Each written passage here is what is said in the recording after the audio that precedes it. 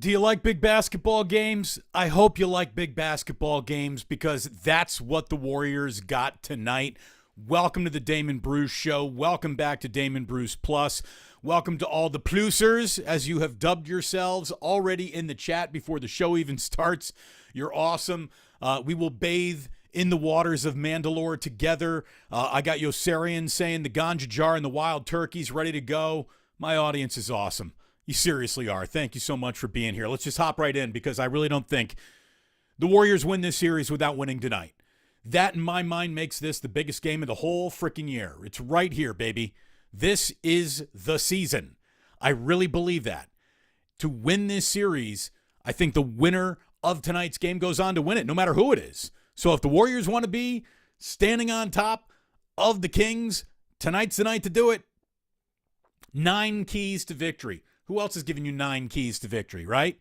But we're going to do it, and we're going to do it quickly. We're never going to waste a minute of your time here on the Damon Bruce Show. Number 1, Curry and Clay. Let's be honest. I don't even think you need, like, unusual nights of production from them, but they need to be themselves. Let's just start right there. You need Steph Curry to be Steph Curry, and you need Klay Thompson to have a good Klay Thompson game. If those two things happen, the first 2 steps in any victory are right there. Andrew Wiggins and Looney, look, they need to have above usual production tonight. They both need to have big games for this to get done. Draymond Green, number 3, needs to be locked in and focused on both ends of the floor tonight. We all know that. That's basically the starting 5 right there. So, you know, I don't think I've uncovered very much here. The keys to victory are your starting 5 playing well, but that really means something on the road because number 4, one of the 3 following guys needs to play his dick off tonight. Needs to have a monster game.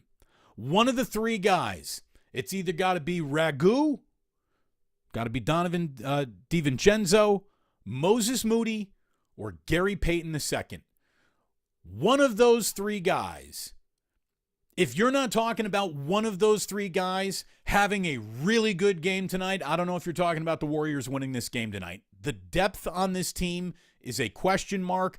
Kerr is definitely reeling in that bench. There's not a lot of love in Kuminga. By the way, anything from Kuminga, that's number 5.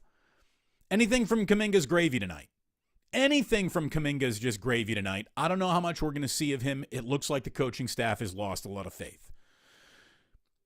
Turnovers. Number 6 already. Turnovers are death tonight. I'm setting the magic number right now at 15. Above 15 turnovers, Warriors probably lose this game. Under 15 turnovers, there's part of a path to victory for Golden State. Keeping Fox under 30, a just the tip game out of De'Aaron Fox. I think the Warriors were handed a little bit of a blessing in that broken tip, and not that you ever want to win because another guy's hurt. But I don't think the Warriors care how they win, as long as they win.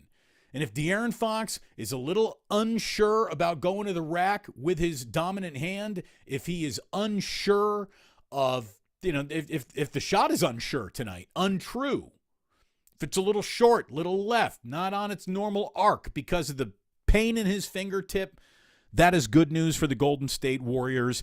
Number 8, do everything possible to keep Malik Monk from having a big night. To me, that is the other guy that could unlock pain for the Warriors. Got to keep him. Again, role players on their home court are better than they are on the road. That's why I'm saying just 1 out of 3 for the Warriors role players. Keeping Malik Monk in check is a huge, huge part of the puzzle for the Golden State Warriors tonight. And as rudimentary as this may sound, every single drop of winning DNA that the Golden State Warriors have better be on display early tonight. This isn't one of those you're constantly 5 points behind and then you take care of business maybe in the fourth quarter. I think the Warriors need to go out and suck a little bit of the life out of this building. Early shots fallen, good defensive possessions, protect the ball early, a quick start goes a long, long way to planting that seed of doubt in Sacramento. And let's be totally honest, the Kings don't have much reason to start doubting themselves to this point. Tonight could be the creation of that doubt. Tonight is the game that shouldn't feel too big for a team that's been through all the Warriors have been through, and tonight is a game that should feel a little bit bigger than normal for the Sacramento Kings. That's the formula. That's how they go out and win. That winning DNA essentially was non-existent on the road this entire season for the Warriors. Tonight, it needs to show up. It's got to show up. Didn't even say Jordan Poole, did I? Didn't even say Jordan Poole's name. Jordan Poole is this is one of those games where if he is playing well, play him. If there is a problem with him looking sloppy, slipping all over the court, falling all over the fucking Golden One Center, throwing the ball out of bounds, lousy defensive possession, just being attacked over and over and over and being hung out to dry on switches, get his ass off the court tonight. I don't want to hear about a thing in terms of, well, Steve has to win another game in this series, so tonight he needs to be worried about Steph's minutes. Steph plays all 48 tonight if that's what it takes. Clay plays all 40. No, treat this game like it's the last game of your year, because if you lose it, I think you're done. I think the Warriors are done if they lose this. This is the game. It's got to be Warriors in 6 in order to in just my mind, for them to go to the second round. In order to get to 6, you got to go through 5. Warriors decided to drop the first 2. The math still works. They win 4 in a row. Huge, huge game tonight. Obviously, comments will be up and on when we get into a little Club Plus in about 20 minutes from now. But man, this is just a huge one for the Warriors. You want to talk some Warriors? Let's get right into it. This right here comes from Pino Mamba. I don't know. Pino Mamba. Okay. He said had to dip. No, that's not what I wanted to click on. He said this. Steiny was talking about load management for Curry in Game 5. Dude, shut the fuck up. I mean, load management. First of all, load management is a lie. It doesn't work. You can do as much of it as you want to in the regular season. It means nothing come postseason time. Don't believe me? Ask the Clippers, who spent the entire year load managing Paul George and Kawhi Leonard, and when they needed them the most, neither of those guys were there. So load management right here. Fuck off. It's a myth. It's a myth. It's a lie.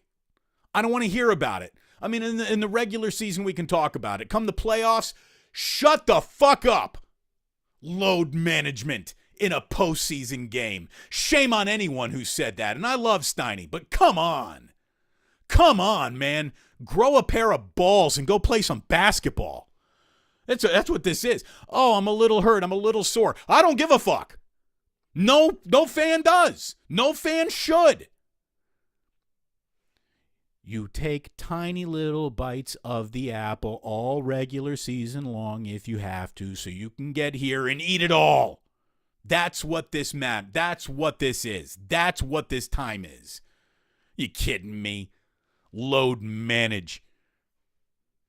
How's that even on the radio today? By the way, radio, another bloodbath. ESPN radio basically neutered its importance in the entire infrastructure of ESPN as a company. They destroyed themselves with some of the choices they made today. It hasn't hit on air, but all the people behind the scenes who know what they're doing were essentially let go yesterday. Radio, it's a freaking bloodbath. Let me tell you, soon, I promise you, soon, there's going to be hosts from all cities in this country getting in touch with me. Damon, how did you do it? How'd you make the pivot so quickly? And we'll help them.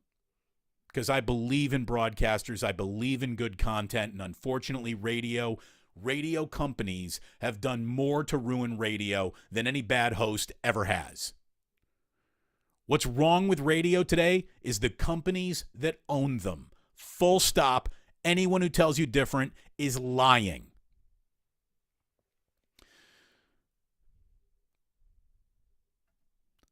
How about this? Thank you so much, Yosarian. Never been so happy to watch a commercial for a YouTube video. Thank you very much. We are monetizing this thing as quickly as we can. Damon Bruce, D. Bruce, little Henny. Thank you, Mark. Never been a big Hennessy guy.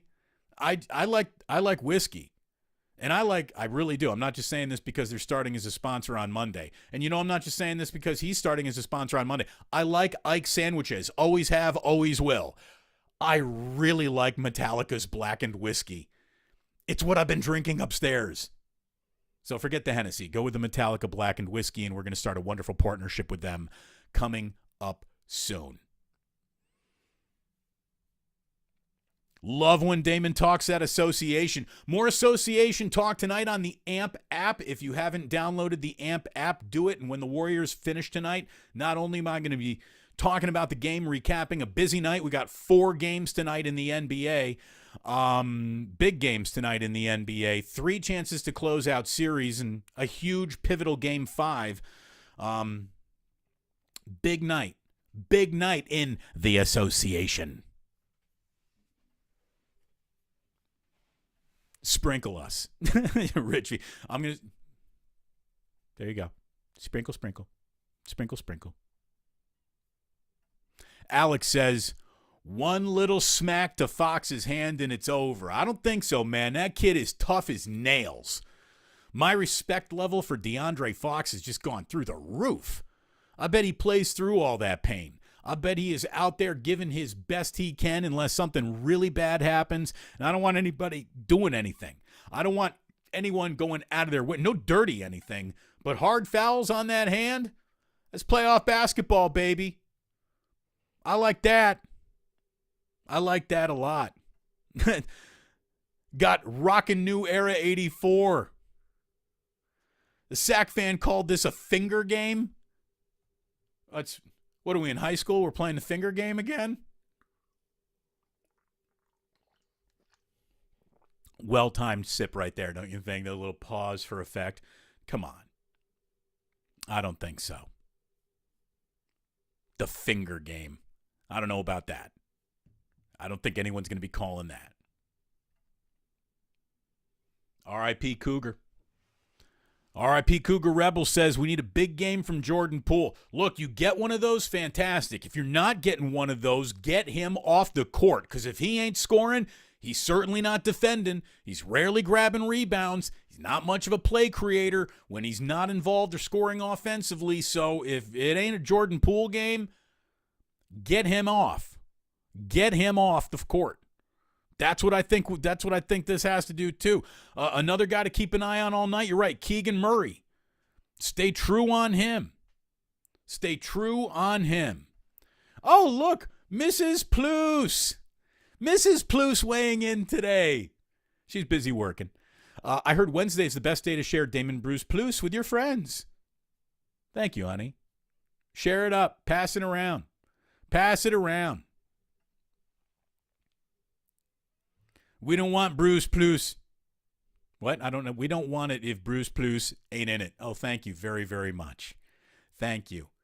By the way, I saw my former program director congratulate his station for another winning book over KNBR and another winning month. Those are all still my numbers, me and Ray's numbers, I think, being recorded right there, because they're about a month behind in terms of ratings. So you're welcome, 95.7 The Game. It was my pleasure. Every single war you ever win, every battle will be done from a trench that I dug with my own bare hands. You're welcome, you ingrates. It is good to be here. It's good to be with you. I'm feeling a little loose today. I'm feeling it a little loose. Absolutely. I'm feeling a little frisky. I might have to go up and hit that blackened whiskey. Got a lot of people dropping the love. Dropping the love. Someone said Steiny was joking like that. No, he better be. I mean, that's the thing. Matt knows enough about basketball. There's no way he said, come on. There's no way he said tonight's a night where you got to worry about. Dude, tonight's one of those if he dies, he dies games. Everybody plays as much as they have to win this game. Now, let's say it's a nightmare scenario. The Warriors come out and they're the Orlando Magic on the road, and everything sucks, and everything sucks early, and it doesn't get better in the middle of the game. Late in that game, like if you're down big, even though the NBA officially feels like, 20 points is the new 10-point lead, you can erase that quickly. White flag in this one because you got to go win 2 in a row. That could be an option. But I certainly hope that does not happen. I certainly hope that does not happen. You don't want that to happen. And I love Steiny. Nobody go back to Steiny that Damon's talking shit about him. But if he did say load manage anyone tonight, no, it's the playoffs. There won't be any of that. There can't be any of that.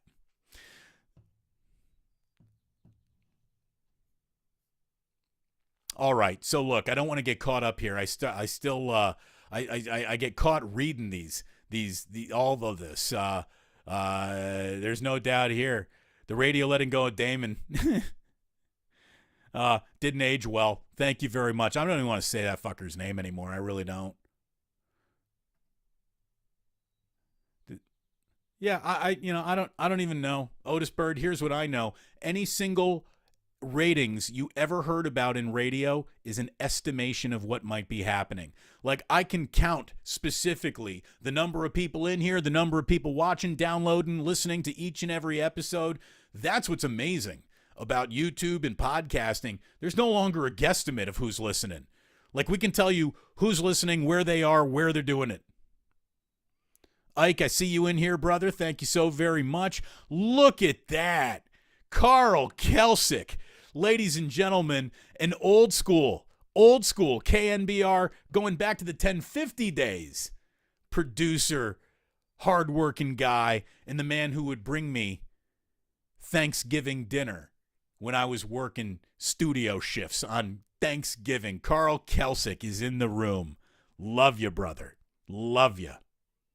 Love that. I love that. One last thing here before we start moving along. Yosarian, one more time. Like this video. Here's the thing, Plus Army. Yeah, like that video. I'll see that we had like 400 or 500 people watch this live, and I'll look, and it'll be like 90 likes. Every single one of you, smash that like, unless you don't like it, in which case, them's just tough apples for me. That's how it goes.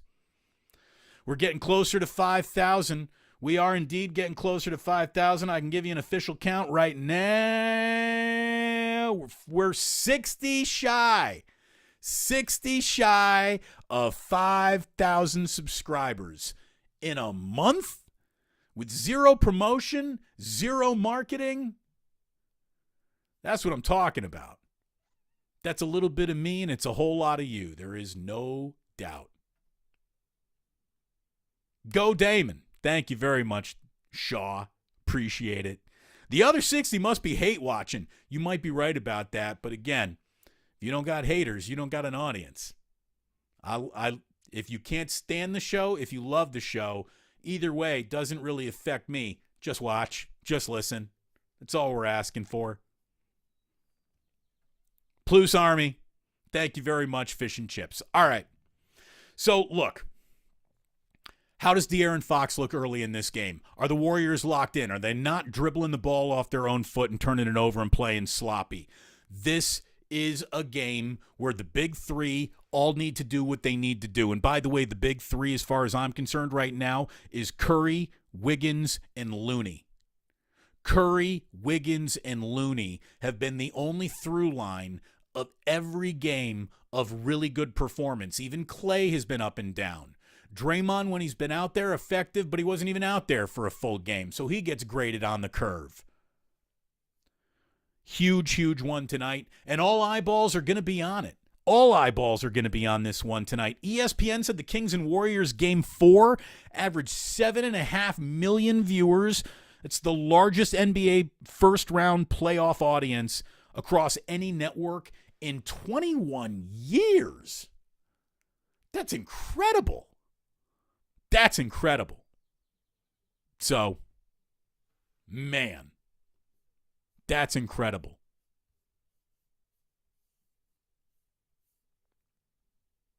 Tonight's going to be a huge number. A huge number. If it's a tight game, it'd probably even beat that. By the way, it's a tough stat to digest for the Warriors are bad for the NBA crowd.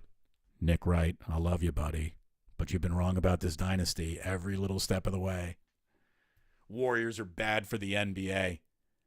The luxury tax should be flushed just so the Warriors can keep what they're doing as the NBA signs a new media rights deal. This league is lucky to have the Warriors. Without the Warriors, in the last decade, there might have been a team or two contracted, for goodness sakes. They are the rising tide that lifts all boats in the harbor. Speaking of the other boats in the harbor, some really good NBA action out there on the court last night, by the way. The Suns, I'm telling you, man, they look hard to beat with KD and Devin Booker scoring like that. We'll start with Devin Booker, who's just been amazing. He might be the best player so far to appear in the postseason. Any team, any series. Devin Booker right now is the MVP of the postseason. Booker shooting 65% on twos, 47% on threes, and 86% from the line through 5 playoff games. He had 47 in the closeout win over the Clippers last night. And look, Kevin Durant called it spiritual. Kevin doesn't get too flowery. So, that means he's really feeling his new teammate. There's no doubt about that. And all I can tell you is that if Kevin Durant basically exists as a secondary scorer, oh my God, that's a problem for the NBA. If Kevin Durant is the other guy, look, when Kevin Durant was on the Warriors, the beauty of Steph Curry's unselfish leadership role is he slid into the sidecar and let Durant basically steer the motorcycle. Devin Booker's like, dude, I got so much scoring wiggle in me, Kevin. I'm going to take these shots. You rebound. You be, a little gravitational pull, and I'll take care of business. Devin Booker is the teammate that Kyrie Irving never really turned into for Kevin Durant. And by the way, those two guys, Booker and KD, have combined to score 328 points in 5 games in the series that they closed out last night. Not since Kobe and Shaq has the NBA seen a scoring output between two teammates like that to start a postseason. So, I said early that I think the Suns need a year to play together before they figure out how to play together. Well, they just played pretty well against the Clippers, who are officially the most cursed team in the NBA, and there is no doubt about it. I mean, even when the Clippers are about to be good, something happens that prevents them from even being satisfying. It always happens. With the number 1 pick in the draft, the Los Angeles Clippers select Blake Griffin, who immediately blows his knee out. They go on huge and on Kawhi. They go huge and on Paul George. And what have they got out of those guys? What do the Clippers do next? How do you run it all back with a guy who tears his meniscus every third time he runs? What's Kawhi Leonard's value in this league if he usually does not play? I mean, can you arrange like a pay-to-play? Can you use him like a taxi? We'll pay you premium mileage, but you can't start the meter until you're on the road, until you're actually on the court. I know that NBA contracts don't work like that. I get it. But man, that's tough break, man. Tough break. Absolutely tough break out there for the clip joint. Let me just quickly say this about Russell Westbrook. What is that guy's future going to be? Russell Westbrook was dripping with washed up last 3 years of his career, basically. All beginning of this year with the Lakers. All instantly joining the Clippers. The postseason starts. No Paul George. Kawhi only plays 2 games before shutting it down. He tore his meniscus, by the way. Russell Westbrook's been awesome. I saw this. This was a really interesting stat from a guy named Kyle Stack, who, until I saw the stat, I'd never heard of Kyle before, but here it is. I want to give him credit. So Russell Westbrook is about 550 points away from 25,000 regular season career points scored. That would make him the 28th player ever to reach that, although probably 29th because James Harden is right on the doorstep too. James Harden is about to enter the 25,000 points scored club. Russell Westbrook is about to be in the 25,000 point club. Russell Westbrook is 820 assists shy of 10,000 assists. That's pretty impressive. That's about 2 seasons of basketball, if he's got 2 more seasons of basketball. If he can eclipse that, he will be just the second player in NBA history with 25,000 points and 10,000 assists. The only other player is LeBron. That's amazing. I mean, that's really amazing. It's been easy to talk about what Russell Westbrook hasn't been, but you look at those career numbers and you can't help but be impressed. That's an incredible total. If he really does get there to 10,000 assists, 25,000 points in his regular season career, that's amazing stuff. There's only one guy standing in that club, and his name is LeBron. James Harden, by the way, is still 3,000 assists shy of like 10,000 assists. So he's still far away. He's not in that conversation yet. The Atlanta Hawks stayed in the conversation last night.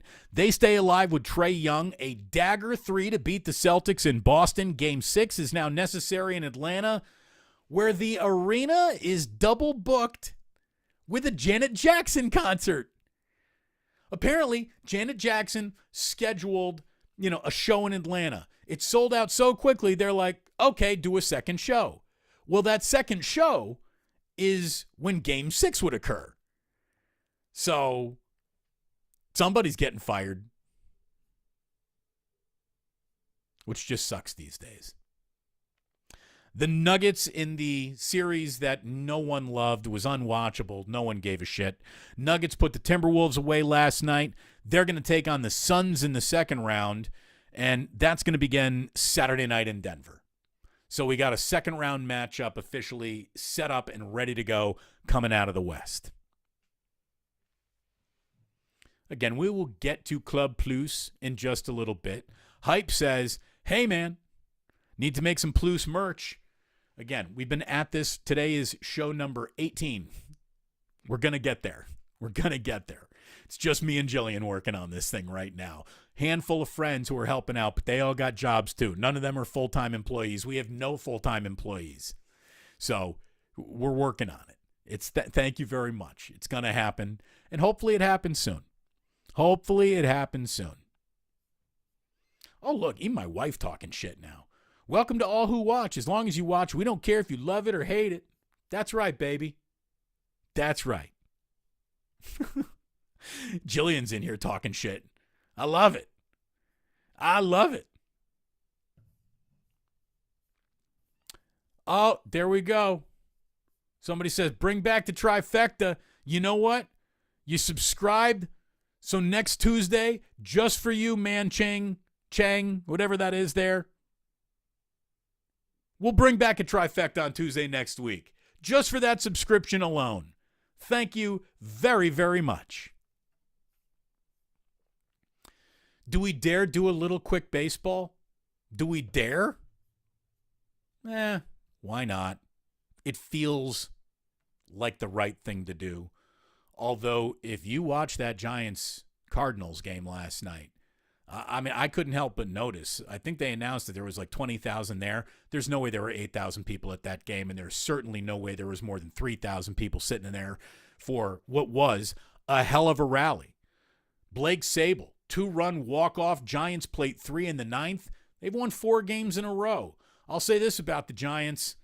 They're getting a little bit better, getting a little bit healthier, they're getting a little bit more watchable, getting a little bit more exciting. So that's good.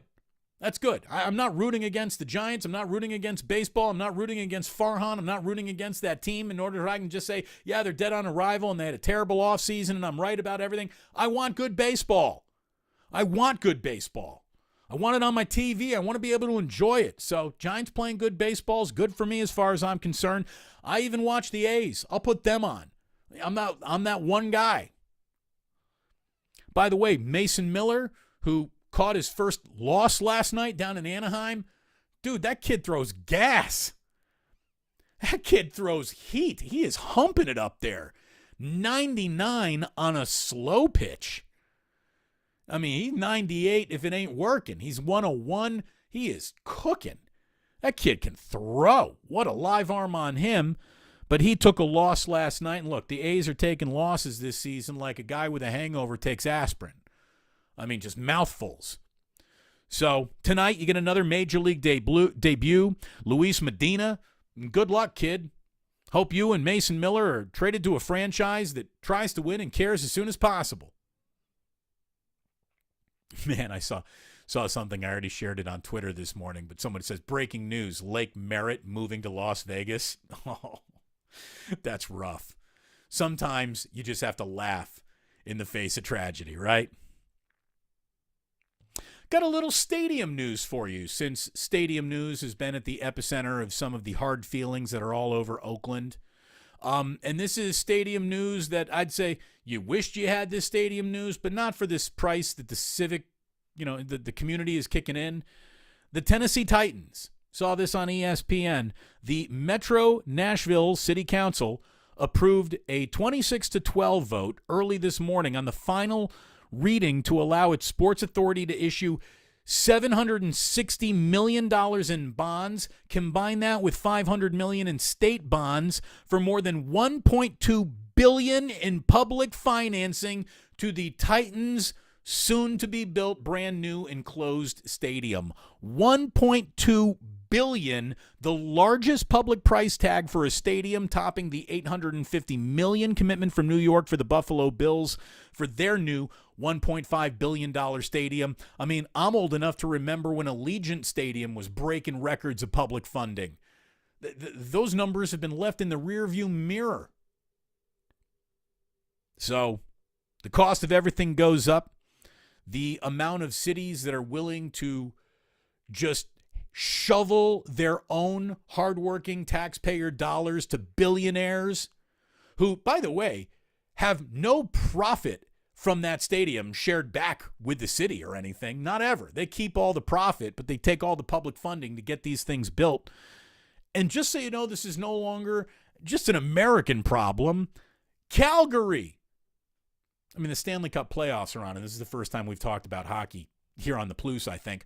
But Calgary, the 40-year-old Saddle Dome, doesn't have much time left in it because a new arena's coming to Calgary. The price tag was estimated $800 million Canadian, which is $587 million US. By the way, notice they're not doing anything, they're not in the billions, 1.2 billions. They're still getting things done for under $1,000 million, which is what a billion is. Among the projects that'll be completed alongside the new arena, parking, transit improvements, a new community rink, an enclosed plaza. Like, of course, the Canadian using public funding to buy, a rich person a stadium is more charming than any American announcement about it. By the way, that stadium in Tennessee apparently is going to have a translucent roof with a capacity of 60,000. The NFL is king and will be proving that once again tomorrow when names being read off a teleprompter have about 10 million people tuning in.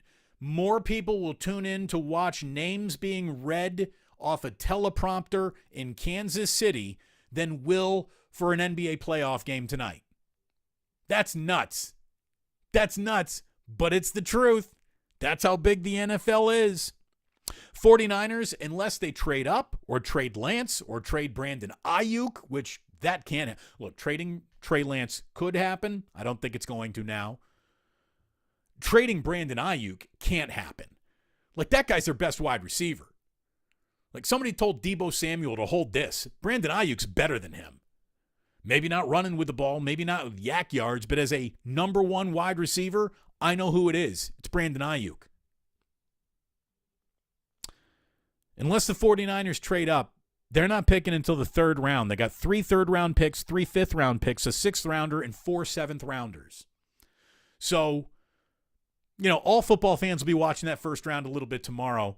But middle of day 2, when rounds 2 and 3 happen, or when the 49ers are expected to really start dancing in this draft. By the way, the draft, the first guy who was ever picked, the number one pick of the first ever draft back in 1936, his name was Jay Berwanger. He was a Heisman winner from the University of Chicago. He didn't even play football. The number one pick in that year's draft. This isn't a Kyler Murray situation. The number one pick in that year's draft went on to be, I'm not kidding, a foam rubber salesman. Heisman Trophy, drafted first overall pick, first draft ever, says, nah, I'm going to be a foam rubber salesman.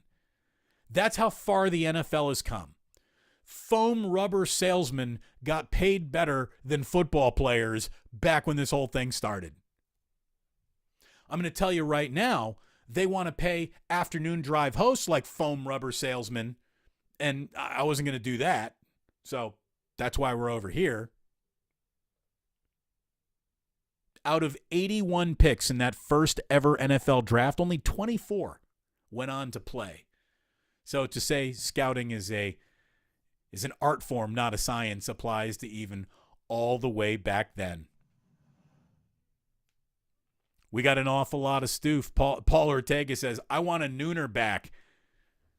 So the nooner girl with her husband, friends of mine, they moved to Mexico. They're expats. They got out. They're living a good life and more square footage down in Cabo than they would have had here in the Bay Area. So the nooner girl, you gone to Mexico. Maybe we can dial her in after all, somehow, some way. But here's the thing. Rarely will we even approach noon because we want to get everyone in and out and along their way. We streamline the messaging. We're not wasting your time. We're not trying to kill 4 hours. We're not desperate to suck you through another segment by just dragging it out. We say what we got to say and we move on, damn it. And so that concludes today's Damon Bruce Show. If you're listening on the podcast, thanks so much. We'll have another one for you tomorrow. And if you're here on YouTube, stick around for Club Plus, which is going to start right now. But first, let me say to everyone that sports don't build character, they reveal it. And now,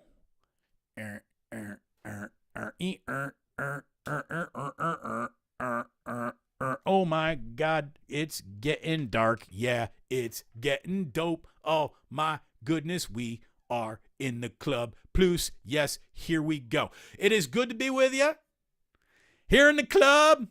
Welcome to Club Plus. We in the club. Thank you, Mitch. We in the club. It's good to have you here in the club. It really is. Let's see what we got. Oh, Dan gets it. Uns. Thank you. Again, as soon as YouTube figures out we're not stealing Ghostface Killer's music, we'll get back to the old And Like That He's Gone, new Club Plus logo and all that stuff. But we got to go ahead and we got to make good choices. We can't be getting tagged and flagged every time we do a show, which was happening for about a week there without us even knowing about it. So what do we got? We got people talking Sharks. We got people talking Sharks up in the club. Look at this. If the Sharks played at Chase, I would never go to San Jose again. Please make that happen. So here's the deal. Rodfather? Can't happen. You cannot fit a regulation NHL hockey rink into Chase Center. They didn't build it with hockey ever intended. Now, they can put a rink down. You can bring a rink in and do an ice show in there, Disney on Ice, the Ice Capades, whatever. That can happen. But no, they're not. You're not going to see the Sharks moving to San Jose. I remember when the Sharks were such a big deal, they would sell out every game and standing room only was like the best you could do. My, how things have changed. And again, someone asked here, Sharks should play on Chase. Why not? They can't get an NHL regulation size rink in there. They just can't do it. I'm going here. I'm looking at the club, seeing his, here you go. Larry Krueger. Larry can't wait for the 7th round. Oh, I know he's rooting for a trade. He wants to be all in there. Look at it this way. Larry's going to cover every single pick in the draft probably. He's probably not going to come off the air for a minute. He's going to be on the air longer than ESPN and NFL Network combined. That guy, he can't stop talking about the draft. He's obsessed. By the way, Larry Krueger will be talking with yours truly right here, a home and home, 3 o'clock this afternoon. Come on back 3 o'clock this afternoon. I'll put up the flag. You can go ahead and you can join the waiting room. But Krueger and I are doing a show from 3 to 4 right here on the Plus. Little bit later on today. Why would they trade Ayuk? I don't know, because they're going to have trouble fitting him into their cap going forward. So, if you could you get a first-round pick for Brandon Ayuk if you traded him right now? Could that be the tackle that then goes ahead and replaces Mike McGlinchey? Like, I get it, but no, I'm not trading Brandon Ayuk right now. Here we go. Shout out SF Spiders at the Cow Palace. What do we got? Only 7 likes on this video? What are you, heathens? I mean, what are you? Have you got my back or not? 7 likes. That's it. Is this thing on? Good Lord. What do we got here? Oh, question from NorCal Viking. Speaking of new stadiums, any thoughts on the Bears leaving Soldier Field and moving to the burbs? Yeah, it sucks. It sucks if that's what indeed happens and they go and they open their own place and complex in Arlington Park. I wish that they could do what I've seen as a plan to refurbish Soldier Field. The truth is Soldier Field was ruined when they tried to modernize it. So it's not even really Soldier Field anymore, but the fact the team plays downtown, I mean, that's awesome. That's awesome. It's a shame that they won't do that if they indeed move. It breaks my heart. Breaks my heart. Totally sucks. What do we got here? Fish and chips. Damon, I'm walking around. Lovely evening in Lancashire. Hey, we're on in London. By the way, I just found out Jillian booked her trip. She's going to London. That's a hard-working woman right there. Won't be happening for a while, which means I can get caught up on what to do if the internet goes out. What happens if your IT department's in London? Forget about the kids. I'm worried about the show. Someone says the Plus is like hanging out in a bar. Well, thank you. I mean, that's what we're trying to do here. We got our own little gang. We got our own little community over here. It's pretty cool. I love doing it. We've been having an awful lot of fun, and we are just underway, man. We are just underway. Legends Pizza. Legends, didn't you say you wanted to send some pizzas to the club? Let's get you out here. I want to thank everyone for tuning in. Like I said, we got much more coming up today. A little home and home. Larry Krueger is going to be on with yours truly. It was fun having you here today. Good luck to the Warriors tonight. Download that AMP app if you want to hear me post-game. Not only am I going to be breaking down the game, a full slate of NBA playoff action tonight, we're also going to be playing some music. And luckily for everyone, I have incredible taste in music. You, if you don't mind me saying, have incredible taste in YouTube channels. Thank you so much. Please subscribe. Please hit that like button. Leave a comment. It all helps the algorithm. Even if your comment is here to help the algorithm, we'll take it. We'll take it. Beggars can't be choosers. All right, no more begging. Not today anyways, although I do have to say the tip jar did not ring at once today. Ever since we had super subs, today is the first day without a super sub. I guess everyone who's going to give us $5 gave us $5 already. I get it. I understand. Oh, wait a minute. Brian, yeah, Brian M., you are the man. Brian, thank you. Thank you. What time is Home and Home? Home and Home will be at 3 o'clock. We'll go ahead, we'll put it right up on my YouTube page, and you will set the notice, and boom, it's going to all happen for you right there. Thank you very much. I did speak a little bit too soon. Thanks to everyone. Thanks to all of you. Thanks for Jillian, who apparently even watched this one today. You guys are the best. You gals are the best. Couldn't do it without you. There is no doubt about that. Oh, wait a minute.